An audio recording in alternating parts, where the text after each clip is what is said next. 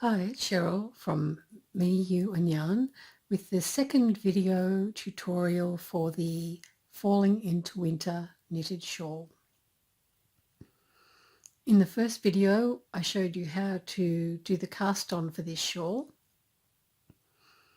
In this video, we'll be doing the first section, which is the stocking stitch section. So I've got the pattern under here. First, I just wanted to mention the special stitches that are in this pattern. We've got the garter left increase, the garter right increase, the left lifted increase, and the right lifted increase. And these four increases will be used throughout the whole shawl.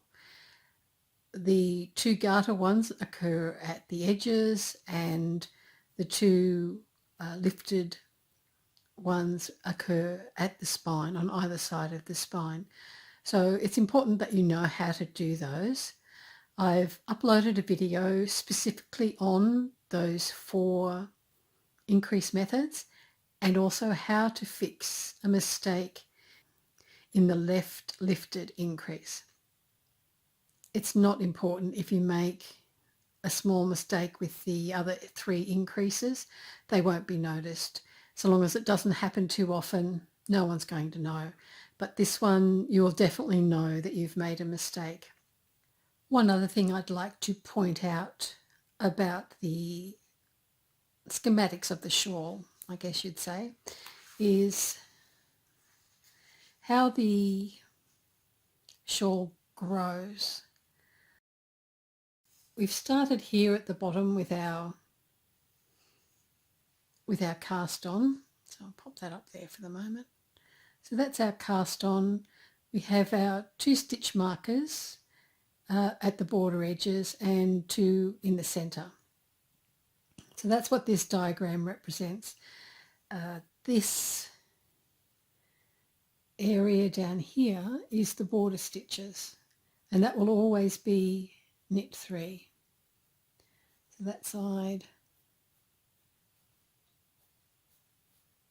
and that side will always be a knit 3. This little column in between the two inner stitch markers, that will be our spine, and that will always be 1 stitch, and it will either be knit if it's on the right side or purl if it's on the wrong side. And you can see that the rest of the shawl is in 2 sections. So we've got, which I call a wedge. So when you hear me talk about wedge, or you see a wedge in the pattern, I am talking about the area between an edge or a border stitch marker and the next center stitch marker. So from there is a wedge, and then from there to there is another wedge. And that's in, I'll use the red pen. That's this area in here. So between the border stitches and the spine. That's, say, wedge 1, and that's wedge 2. The reason I wanted to point this out is that the wedges need to have an odd number of stitches, and they need to have the same amount of stitches. So if there's 5 here, there needs to be 5 here. If there's 39 here, then there's 39 over here. Even if they're different numbers, so say we had 39 and 37 here, for most of the pattern, that's not going to be a problem. But for 2 in particular, it will be. Within the pattern, I give you, at the end of each section,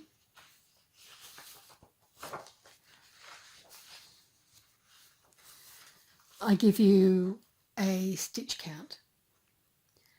And so by the time you finish section 1, which we're going to do today, you will have 41 stitches altogether. There will be 17 stitches in each wedge, 6 border stitches, so there's 3 on this side and 3 on that side, and the 1 centre stitch. And so for each section, if you follow the pattern from start to finish for the whole 7 sections, then you'll see the stitch count that you should have. And sometimes it doesn't matter, and I can tell you how to fudge it. So after section 1, we'll have 41 stitches. After the separator section, we'll have 53 stitches.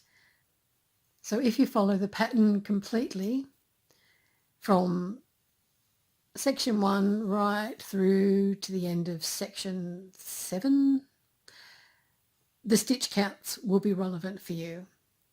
If you say do section 1, 2, 3 and then decide to do section 1 again, the stitch count for section 1 the second time won't be the same, just so that you're aware. Okay, so let's do some knitting. If you're not familiar with these, please go and check out the video that I've uploaded that specifically talks about how to do these increases. I'll show them here, but I won't be repeating them and going in depth about them. The increases only occur on the odd number rows, and we increase 4 stitches every right side row. Okay, so we've got our little sample here. So the first thing we're going to do is knit 3 stitches, and these will be our border stitches.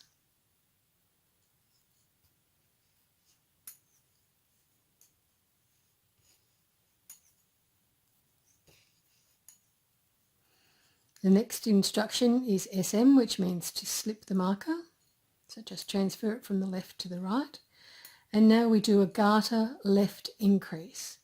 The way we work that is we look for the bump that's underneath the last stitch. We pick it up with our left needle and we knit it. Just knit it like normal. And then inside the red brackets it says knit to marker. So we knit to the next marker.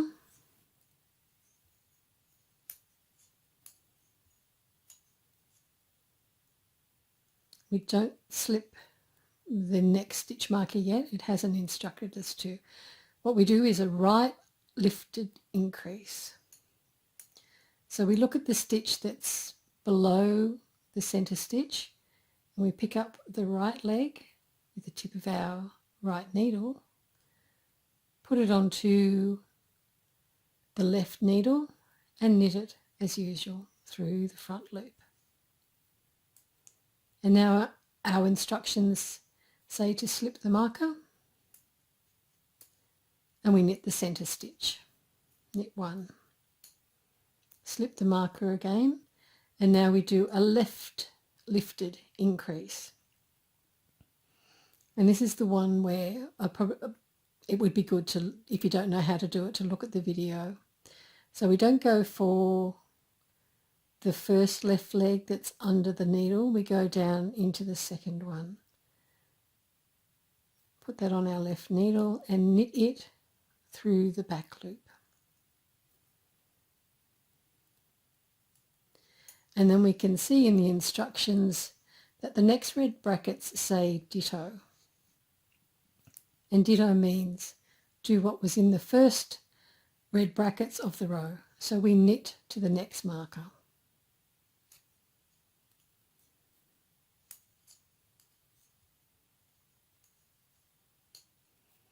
The next instruction is to do a garter right increase. And with that one, we go for the bump directly underneath the first stitch on the left needle. Pick it up with our right needle. Put it onto the left needle so that the left needle's in front, the right needle's in the back, and we just knit that. And that's knitted through the back loop. We slip our marker and knit the final 3 stitches.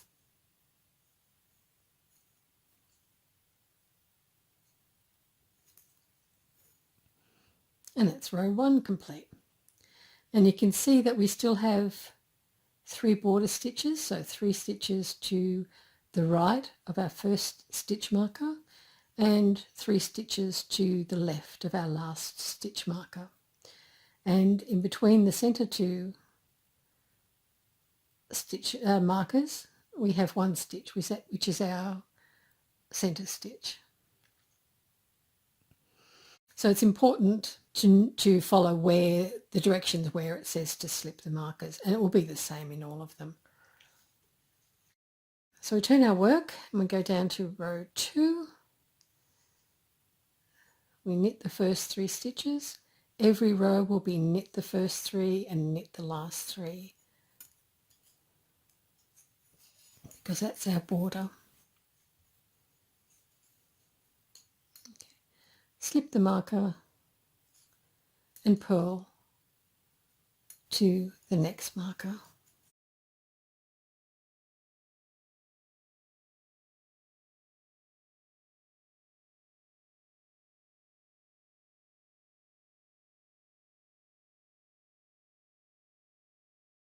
We slip the next marker, purl 1, which is our centre stitch, slip the marker, and again we've got ditto in the box, so we go back to the first box, purl to the next marker.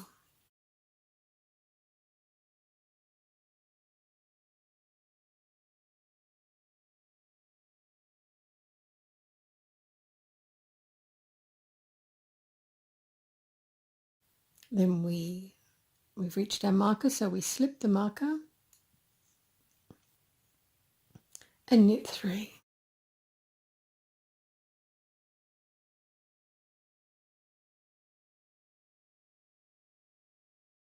And that's row 2 complete. Now I'll mention here why I've put the word ditto in the second red box rather than writing knit to marker or purl to marker again, is when we get further along in the pattern, what you do in the first box or between the first brackets won't be exactly the same as what you do in the second brackets. And the instructions will look similar. So I wanted it to be clear that when you see ditto, you do what was in the first brackets of the row.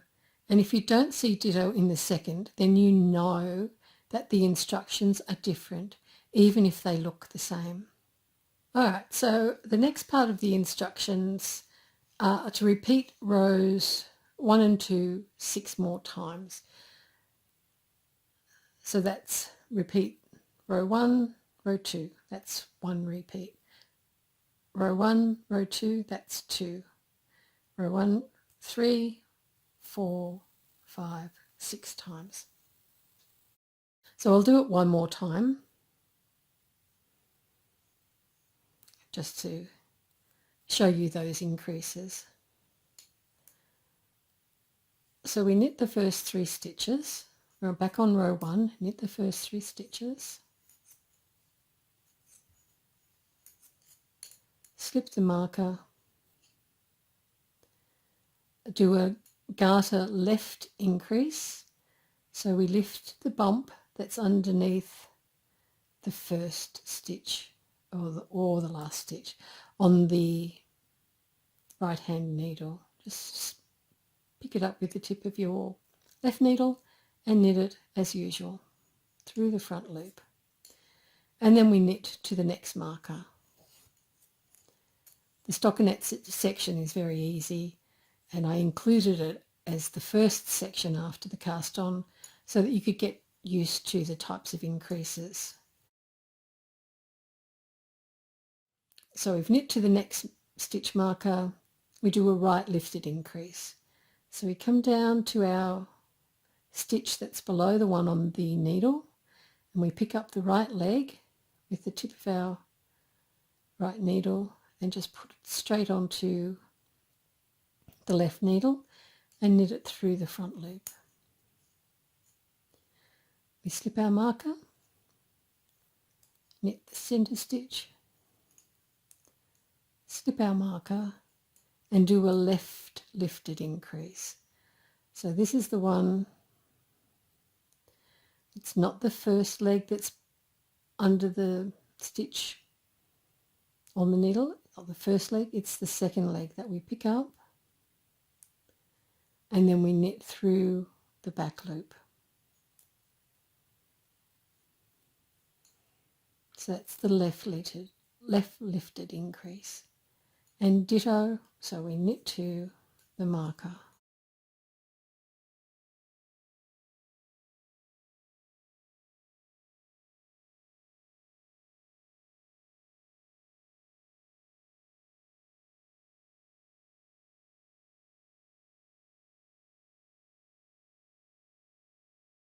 We do a garter right increase, so we pick up the bump, it's right up against the needle, put it on with our right needle behind and our left needle in front, yarn over and knit through the back loop, slip our marker and knit the next 3 stitches.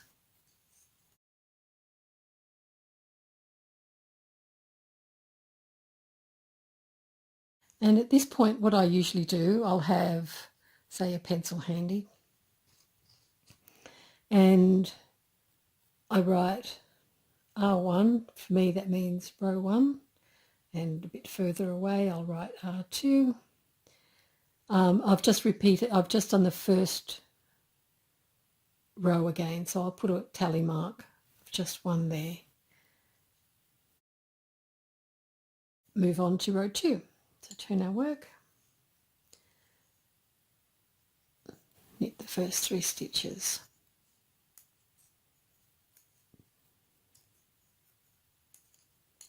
Slip the marker, purl to the next marker.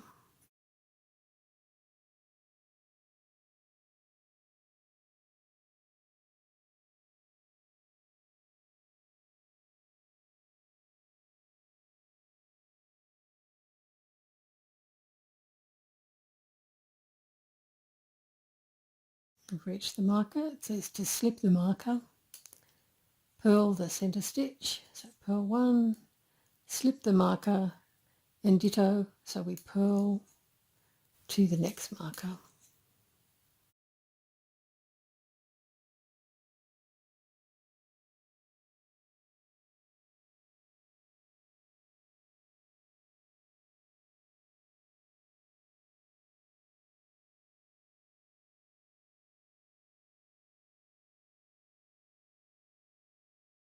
We've reached the next marker, so we slip the marker and knit the final 3 stitches.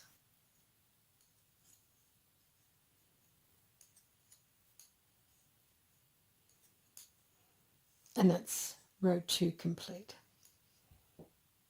So I'll put another tally mark there. However you keep track of rows, do that your way. And we keep doing that until we've got, repeating row 1 and 2 until we've got 6 tally marks in each. We know we've done all of the repeats. So I'll leave that with you. When you get to the end of all of the repeats, as I mentioned earlier, you'll have 41 stitches. So you should have 17 stitches in each wedge. I can see already I've made a mistake there. I think there's a yarn over there. Might knit to that stitch and see what happened. So this will be row 1 again.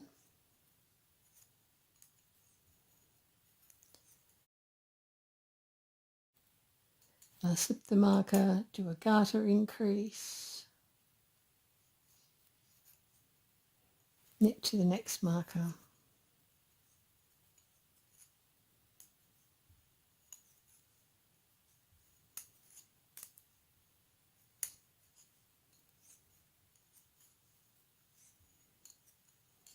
Do a right lifted increase, so pick up the right leg of the stitch below, knit it through the front, slip the marker, knit the centre stitch, Slip the marker, do a left lifted increase, so not the first leg but the second, onto our needle and knit through the back loop. Knit to the next marker. And I have a feeling the mistake I made, or the error that's there, is just an incomplete stitch, but we'll have a look when we get there. So I've got a loop here that looks like a yarn over where I shouldn't have one. So to me that indicates when I've purled the stitch it hasn't completed and it belongs, so this one hasn't been knit, so I just do that, knit the stitch, and this is where we do a garter right increase. I pick up that bump, knit through the back loop and knit 3 stitches.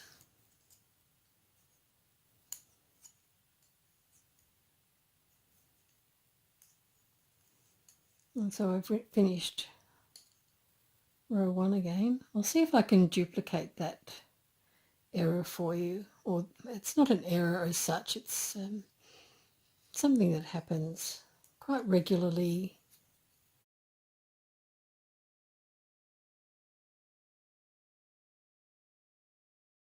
Sometimes you can wrap your yarn around and then instead of bringing the stitch out, you can think you have, but you've actually just pushed them both off the needle.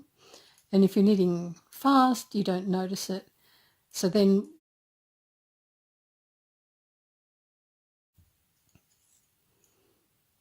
when you come back around, you can see how it looks like a yarn over there. If I knit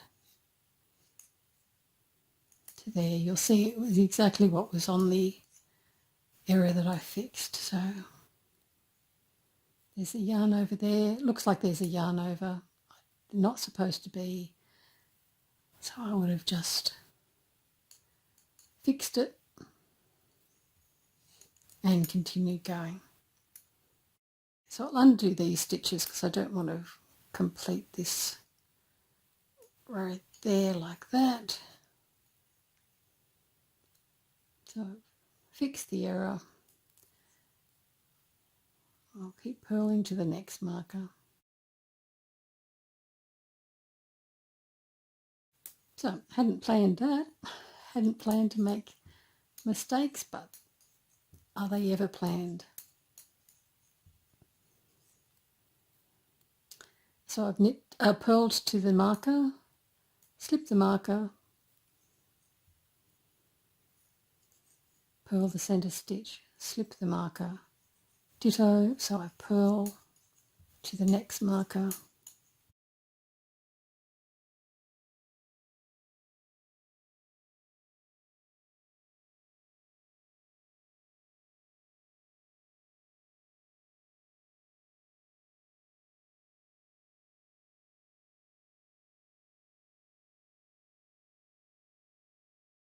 slip the marker and knit.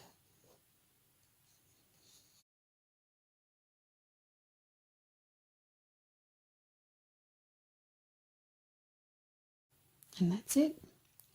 At some point, if you're using shorter needles at the moment, probably not double pointed needles like I am, but it will get too much, and I recommend corded interchangeables, but if you've got fixed circular needles, that's fine too. I like the interchangeable ones because you can get cords of different lengths.